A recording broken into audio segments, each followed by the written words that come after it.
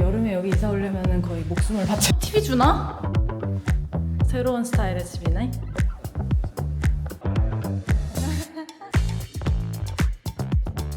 수상한 체육관. 흥미로운 싱크가 있습니다. 잘 먹겠습니다. 안녕하세요 여러분. 저는 뉴욕으로 이사를 오기 위해 집을 알아보는 중입니다. 지난주에는 뉴저지 콘도 투어를 보여드렸는데요. 나름대로 3가지 기준을 세워놓고 거기에 맞추려다 보니 생각보다 마음에 드는 집을 구하기가 쉽지 않을 거라는 생각이 들었습니다. 오늘은 본격적인 뉴욕 아파트 헌팅을 시작합니다. 저는 주로 퀸즈 지역을 중심으로 집을 알아봤는데요. 일단 맨하튼은 평균적으로 렌트가 훨씬 비싸고 구축이 많아서 원하는 집 상태를 유지하면서 제 월세 기준을 맞추기가 쉽지 않고, 브루클린은 대체로 제가 다닐 회사랑 멀어서 통근이 쉽지 않겠더라고요. 그래서 미드타운 통근이 쉽고 비교적 저렴하면서도 여러 조건에 맞는 집을 구할 수 있는 퀸즈에서 헌팅을 시작했습니다. 우선 통근 거리가 최대로 좁혀지는 헌털스 포인트에 있는 아파트에 가봤습니다. 아무래도 위치 때문에 이 지역은 월세가 높은 편인데, 이 아파트는 제 렌트 기준에 부합하면서도 에이전트 없이 셀프 투어가 가능해서 그냥 마음 편하게 다녀올 수 있었어요. 여기 이사 오려면, 여름에 여기 이사 오려면 거의 목숨을 바쳐서 이사를 와야 되는 그런 집입니다. 사우드 펜스트. 정말 천만다행으로 에어컨이 틀어져 있습니다. 저희는 같은 아파트 3베드룸을 먼저 보러 왔어요. 여기 살 순 없지만 그냥 TV 주나? TV 주면 좋겠다. 현관을 들어오자마자 여기 앞에 화장실. 굉장히 딱 있을 것만 있는, 뭐 쓸데없이 화장실이 큰 거보다는 괜찮다고 생각합니다. 땀에 절은 한 사람 있고, 아파트 내부는 리모델링해서 깔끔했지만 창밖을 보니 찐 뉴욕 아파트 느낌이 확 났습니다. 좁고 오래되고 해가 안 드는 건물 안쪽 뷰에 지하로 내려가면 빨래방이 있는 그런 건물이었어요. 비상계단 뷰인데 나쁘지 않은 비상계단 뷰. 뉴욕의 트레이드마크인 이 화재 대피용 비상계단도 있었습니다. 당연히 엘리베이터는 없습니다. 이사가 꽤나 고될 것 같네요.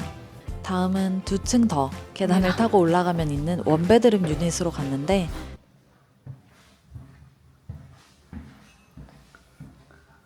새로운 스타일의 집이네. 방 내부는 뭐 무난했고 옷장이 하나 있고, 막상 안에 들어오고 나서는 무난한 자취집 느낌이 났습니다. 방이 하나 있긴 했지만 그래도 원룸 느낌이 강한 집이었습니다. 뭔가 여기에 사는 상상은 잘 안 됐던 것 같아요.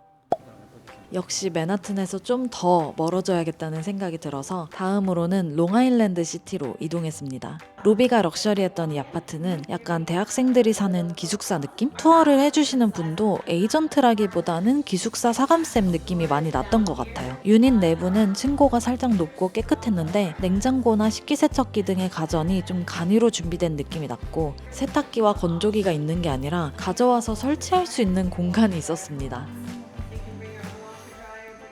모든 집에 테라스가 있어서 야외 공간이 중요한 조건일 경우에는 좋을 것 같아요. 그리고 뜬금없이 천장에 블루투스 스피커가 설치되어 있었는데 역시 젊은 층에게 어필이 되겠다 싶었습니다. 실제로 저희랑 같이 다녔던 어려 보이는 남자분이 있었는데 유일하게 에이전트한테 한 질문이 저 블루투스 스피커 어떻게 쓰는 거냐는 거였습니다.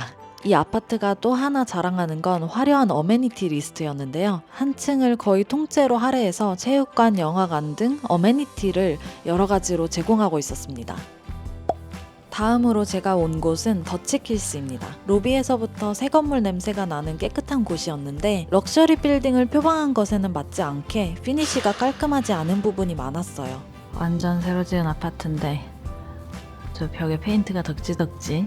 그리고 여기 직원이 약간 말하는데 두루뭉술하게 얼버무리는 게 조금 마음에 들지 않았습니다. 처음엔 월세가 3,700이라고 했다가 뭐 다시 생각해보니까 3,750? 3,800? 이랬던 것 같은데 뭐 그게 그거잖아? 뭐 이러고 2달치 월세가 무료라고 했다가 다시 2달이 맞냐고 물어보니까 뭐 한 달에서 두 달 이러고 넘어가더라고요. 그 이외에도 어플라이 할 때 비용이 있는데 원하면 깎아줄 수도 있고 아닐 수도 있고 이런 식으로 소통이 뭔가 명확하지 않은 느낌이 나서 이곳은 더 고려하지 않기로 했습니다. 다음 집도 더치힐스에 있는 아파트였는데 이곳은 상당히 마음에 들었습니다. 일단 더치힐스는 두 개의 역이 있어서 더 편한 지하철 라인을 골라 탈 수 있어 교통이 편리합니다. 이 동네 자체에 뭐가 많지는 않지만 금방금방 다른 동네로 갈 수 있고 재통근이 쉬워서 좋을 것 같아요. 이 아파트는 건물 관리도 잘 되어 있고 깔끔하고 디자인 랭귀지도 마음에 들고 가전도 괜찮았어요. 수납도 짱짱하고 유닛 구조도 무난하고 창밖으로 푸릇푸릇한 나무가 보이는 것도 너무 좋고 마음 같아서는 당장 계약하고 싶었는데 한 가지 크게 걸리는 건 바로 월세가 예산을 훌쩍 넘는다는 거였습니다. 그리고 아직은 타깃 지역을 제대로 돌아보지도 않아서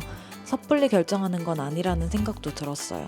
역시 인기가 많았는지 다음날 바로 다른 세입자를 구했더라고요. 이제 드디어 아스토리아로 갑니다. 사실 대충 커뮤니티나 지역 특색, 위치 정도만 알아보고 아스토리아로 정한 거라 이 넓은 아스토리아 지역 중 정확히 어디가 좋은지, 어디가 안전한지, 어디에 살고 싶은지는 아직 결정을 못하고 폭넓게 투어를 시작했습니다.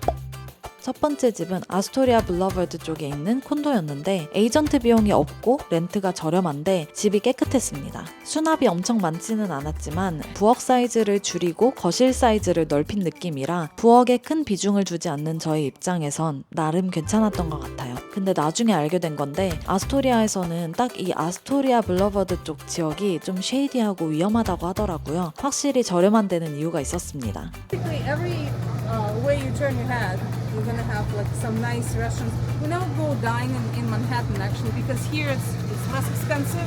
It's very authentic. And it's, there's no need. 또 다른 아스토리아 선리스 타워. 아스토리아로 오면 지하철 자체만으로도 통근이 30분으로 늘어나기 때문에 역 근처에 살고 싶긴 했는데 그래도 아직 이 지역에 대해 잘 모르니까 좀 안쪽 동네까지 투어를 해봤습니다. 그래서 온 다음 건물은 콘도였는데요. 문 바로 옆에 있는 수상한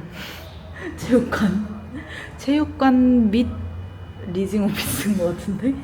애초에 저한테 왜 투어를 하러 오라고 한 건지 잘 모르겠는데 저를 만나자마자 여기는 인기가 많은 곳이고 이미 신청을 엄청 많이 받았고 모든 게 갖춰져 있는 좋은 곳이기 때문에 너가 관심 있어도 아마 들어오긴 힘들 거라며 괜히 찾아가서 거절당하고 돌아온 느낌이었습니다.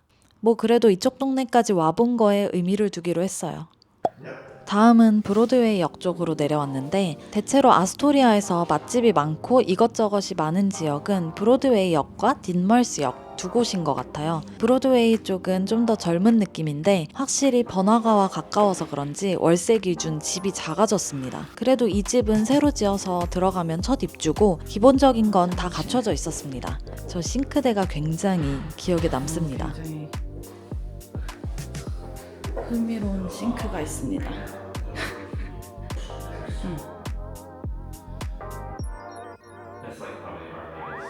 정말 기구하게도 제가 집을 알아보러 뉴욕에 올라온 딱 그날부터 뉴욕에서는 지옥의 여름이 시작되었습니다. 정말 너무너무 더워서 잠시 나가 있는 것도 힘들었는데 하루 종일 여기저기 걸어다니면서 집을 구경하다 보니 탈수 증세도 생기고 미친 듯이 덥고 힘들더라고요.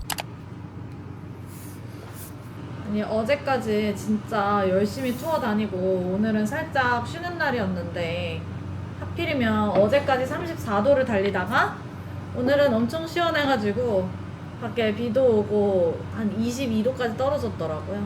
그래서 오늘 굉장히 시원한 쉬는 날을 맞이했습니다. 하나 둘 셋! 오. 아 이거 황금 올리브 BBQ 비주얼이 아닌데 뭐 양념치킨은 오케이 먹자. 아니 근데 원래 무는 서비스 아니야? 여러분 이거 아니 그리고 서비스 물 약간 무는 원래 이만한 그거 알지? 그 네모난 그거 서비스로 원래 줘야 되는 거 아닌가요? 여기는 이 조그만한 이 제 주먹보다도 못한 이 물을 1.99불에 팔더라고요. 플러스 텍스. 노어이. 너무 이시영 너무 벗고 있다. 저 이상한 거 보는 거 아니고 이거 스위트홈입니다. 이거 이상한 거 보는 거 아니에요. 스위트홈이에요. 3,000원짜리 무. 헉! 아름다운 현장. 보셨나요? 이 닭다리를 나눠주는 이 아름다운 현장 거절하지 않습니다. 짠. 써니사이드. 아예 더 안쪽도 한번 봐야 하나 생각이 들어서 아예 써니사이드랑 우드사이드 쪽 아파트도 가봤는데요. 확실히 더 동쪽으로 이동하니까 같은 조건에 월세가 내려가긴 했습니다. 써니사이드에서 본 이 콘도는 올해 완공해서 입주를 시작했는데 제가 연락하고 직접 투어를 가는 그 사이에 이미 저렴한 유닛이 나가버리고 위층 유닛들만 남았더라고요. 한 층 올라갈 때마다 월세가 100불씩 올라갔습니다. 일단 이곳은 뷰가 굉장히 마음에 들었고 창이 시원시원하게 뚫려 있어서 답답하지 않을 것 같았어요. 바로 앞에 기차가 지나가는데도 방음이 잘 돼 있어서 소리가 들리지 않았고 아직 만들어지는 중이지만 어메니티도 꽤 잘 갖춰져 있었습니다. 그리고 1년이 아닌 2년 계약이라 1년 뒤에도 렌트가 고정되어 있다는 게 최대 장점이었습니다. 다음 날에는 우드사이드에 새로 생긴 콘도를 보러 갔는데요. 온라인으로 봤을 때 옷장이나 수납장이 아예 없는 투베드룸 유닛도 있어서 조금 걱정하면서 갔는데 다행히 저희가 봤던 원베드룸 아파트에는 옷장이 있었습니다. 세탁기 겸 건조기가 있어서 그 위에도 어느 정도 수납이 가능할 것 같고 화장실도 깔끔하고 거울이 큰 점이 마음에 들었습니다. 부엌이 밝은 나무톤으로 되어 있고 깔끔하게 가전이 숨겨져 있는 것도 좋았어요. 그리고 이 건물은 스마트홈을 만들기에 용이하게 지어져서 잘 활용하면 굉장히 편리한 생활을 할 수 있을 것 같습니다. 우드사이드는 좀 더 오래된 동네라 완전히 깨끗하고 안전하진 않은데 이 건물이 있는 쪽은 그래도 비교적 새 건물이 많고 사람 사는 느낌이 들어서 위치도 나쁘지 않겠다 싶었습니다. 7번 라인에는 회사 근처까지 익스프레스 열차가 따로 있어서 제 통근에는 최고인 듯하고 걸어서 2분 거리에 H마트가 있더라고요. 그렇게 크지는 않고 조금 작은 규모의 마트인데 그래도 도보거리에 한인마트가 있다는 심리적 안정감? 무더위 속에서 여기저기 돌아다니느라 체력적으로 힘들었지만 뉴욕 여행을 왔을 때처럼 맨하튼 관광지 위주로 다니지 않고 여기에 살아야 한다고 생각하고 그 동네를 다녀보니 뉴욕이라는 곳에 대해 조금은 더 잘 알게 된 것 같아요. 딴따란단 다다단단 단다단단단. Hi Joy. 나에게 뉴욕이란 영화나 광고에나 나오는 도시, 어린 나이에 큰 포부를 가지고 꿈을 꾸면서 가는 큰 도시. 사실 굳이 내가 거기에 살아야 하나 싶었던 그런 도시였는데 어쩌다 보니 이곳으로 제가 이사를 오게 되었네요. 그래도 다녀보니 어차피 여기도 다 사람 사는 곳이고 어디든 그곳만의 매력이 있긴 하구나 싶습니다. 뉴욕으로의 이사라니 정말 기대 반, 설렘 반, 걱정 반 이면 전체가 넘는구나. 기대 3분의 1, 설렘 3분의 1. 아무튼 복합적인 감정이 드는데 그래도 다이나믹하고 한치 앞날을 예상할 수 없는 삶을 살고 싶었던 20대다. 그 철없던 아이가 원하던 삶을 결국엔 살고 있는 건가 싶기도 합니다. 앞으로 뉴욕에서 겪을 저의 희로애락 구경하러 와주세요. 안녕.